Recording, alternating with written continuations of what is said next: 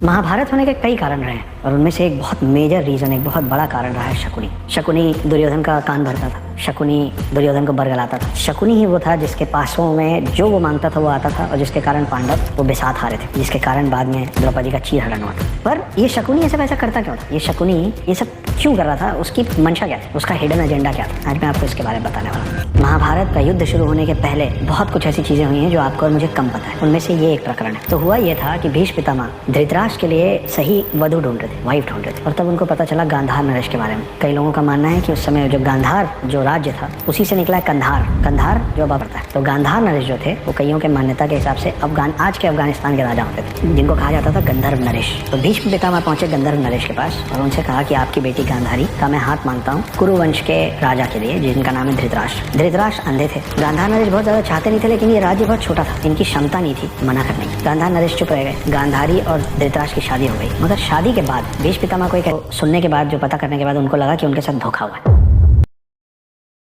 वो बात ये थी कि गांधारी जो थी वो मांगलिक थी और धृतराष्ट्र से शादी करने के पहले गांधारी की शादी एक बकरे से कराई और बकरे की बलि दी गई थी। ऐसा हिंदू समाज और हिंदू धर्म में माना जाता है। जंगल बहुत ज्यादा भारी होता है, उनके पति या उल्टा होगा तो पत्नी का देहांत हो सकता है। उसको टालने के लिए कभी पेड़ से, कभी नारियल से, कभी बकरे से पहली शादी करा दी जाती है और उसकी बलि दे दी जाती है ताकि वो जो विपदा है वो टल जाए। तो उन्होंने यही किया। लेकिन जब ये बात भीष्म पितामह को पता चली तो भीष्म पितामह को लगा कि उनके साथ धोखा हुआ, उनसे ये इतनी बड़ी बात छिपाई गई।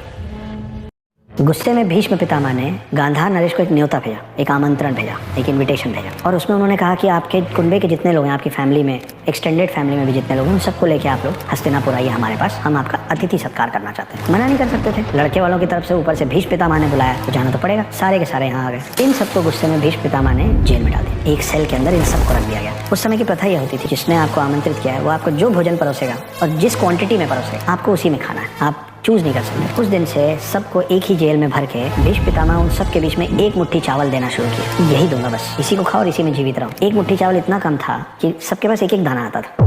देखते देखते हर दिन एक एक करके लोग मरने लगे, क्योंकि एक दाने या 4 दाने से किसी का भोजन तो हो नहीं सकता। जब एक एक करके सब मर रहे थे, उसमें गांधार नरेश भी थे और गांधार नरेश का पुत्र भी था जो था शकुनी, जो कि प्रिंस ऑफ गांधार था। जब ये लोग एक एक करके मर रहे थे तो इन सब लोगों ने मिलकर निर्णय लिया कि मरना तो तय है और इस तरीके से तो सारे मर जाएंगे, तो एक काम करते हैं, हमारे युवराज, हम जो प्रिंस है शकुनी, ये पूरा एक मुट्ठी चावल हर दिन उनको खाने देते हैं। सब लोग मारे। शकुनी उस जेल के अंदर बैठ के रोज एक मुट्ठी चावल खाता था और रोज जनों को, अपने रिश्तेदारों को मरता हुआ देखता था। धीरे धीरे मरते गए। भीष्म पितामह इस बीच में एक युद्ध लड़ने चले गए और ये लोग अंदर पड़े रह गए। हर दिन ये एक मुट्ठी चावल खाता था शकुनी और देखता था कि उसके और कुछ प्रियजन, उसके और कुछ रिश्तेदार मर गए। आखिरी में 2 लोग बचे, एक शकुनी और एक गांधार नरेश।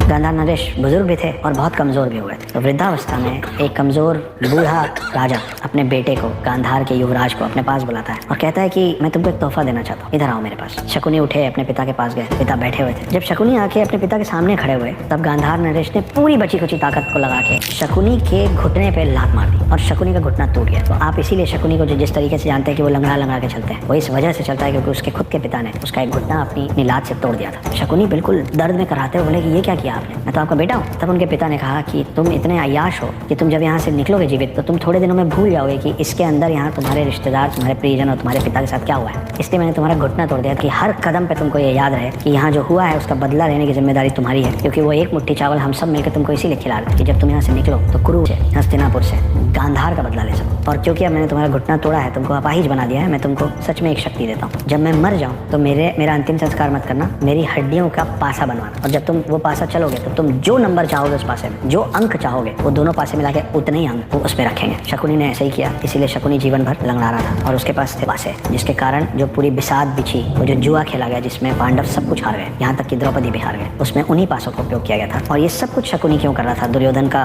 कान भरने से लेकर और महाभारत जैसा युद्ध कराने तक, क्योंकि शकुनी दुर्योधन से लेकर पूरे कुरुवंश से इतनी नफरत करता था, इतनी घृणा करता था कि उसने ये प्रण लिया था कि मैं पूरा कुरुवंश ही बर्बाद कर दूं। इन सब के अलावा शकुनी को इस बात का दुख भी था और गुस्सा भी था कि उसकी बहन गांधारी की शादी एक ऐसे राजा से कर दी गई बिना उसकी स्वेच्छा के, बिना उसकी इच्छा के, जो अंधा था। तो जो धृतराष्ट्र थे वो अंधे थे और भीष्म पितामह के प्रेशर में वो शादी कर दी गई थी। शकुनी अपनी बहन से इतना प्यार करते थे कि उनको इस बात का भी दुख था कि ऐसा नहीं होना चाहिए, इसलिए वो ये सब किया और उसकी वजह से महाभारत हुआ। ये शकुनी की कहानी है। ये जो कहावत है ना कि विनर्स राइट हिस्ट्री, तो अगर कौरवों का साइड जीत गया होता तो आज हम कृष्ण की जगह शायद शकुनी की गाथा पढ़ते होते। महाभारत के युद्ध के अंत में शकुनी आखिरी दिन तक जीवित था। वो इतना चतुर था कि हर बार मुकाबला करने वालों को चकमा देकर निकल जाता था। उसने भीष्म पितामह को उनके शरशैया पर गिरकर अपनी आखिरी सांस लेते देखा, गुरु द्रोणाचार्य का सिर धड़ से अलग होते देखा, कर्ण की अन्याय से शासन के हाथ पैर उखाड़कर उसे क्रूरता से मारा जाना और कौरवों का विनाश, सब कुछ उसकी आंखों के सामने ही हुआ। लेकिन शकुनी मन ही मन में संतुष्ट था। उसने अपने पिता को दिया वचन पूरा कर लिया था। उसने कुरु वंश से बदला ले लिया था। कुरुक्षेत्र के युद्ध के 18वें दिन सहदेव ने शकुनी को युद्ध के मैदान में ललकारा। सहदेव 5 पांडवों में सबसे ज्ञानी थे। वो शकुनी के मन की बात जानते थे। वो ये भी जानते थे कि शकुनी ने ही कौरवों को पांडवों के खिलाफ भड़काकर युद्ध करवाया था और इसीलिए सहदेव ने शकुनी को समझाने की भी बहुत कोशिश की कि अब वो जंग छोड़ दे, क्योंकि शकुनी ने जो चाहा वो हासिल कर लिया था। अब उसे गांधार लौटकर वहां राज करना चाहिए। उसी पल शकुनी के मन में पछतावा हुआ। वो सहदेव से खुलकर बात करने लगा, जैसे कोई बुजुर्ग अपनी जिंदगी भर की कहानी एक छोटे बच्चे को बताता है। अपने बचपन की दुखद यादें, धृतराष्ट्र के हाथों उसके परिवार को यातना देना, उसकी बहन का विवाह एक अंधे राजा से होना, भीम को जहर देना, लाक्षागृह का षड्यंत्र रचना और न जाने कितने अपराध जो शकुनी ने इस जन्म में किए थे, उसने वो सब सहदेव को बताया। उसने कहा वो अब और नहीं जी सकता और अब उसमें इस बोझ को उठाए रखने का साहस नहीं रहा। और फिर शकुनी ने सहदेव पर बाण चलाने शुरू कर दिए। शकुनी जानता था कि उसका समय आ गया है और आखिरकार सहदेव ने शकुनी का सर काटकर उसका अंत कर दिया। शकुनी ने अपना कर्तव्य, अपने पिता से किया हुआ वादा पूरा किया। इसी वजह से ऐसा माना जाता है कि इतने पापों के बाद भी मरने के बाद शकुनी को स्वर्ग प्राप्त हुआ। अगर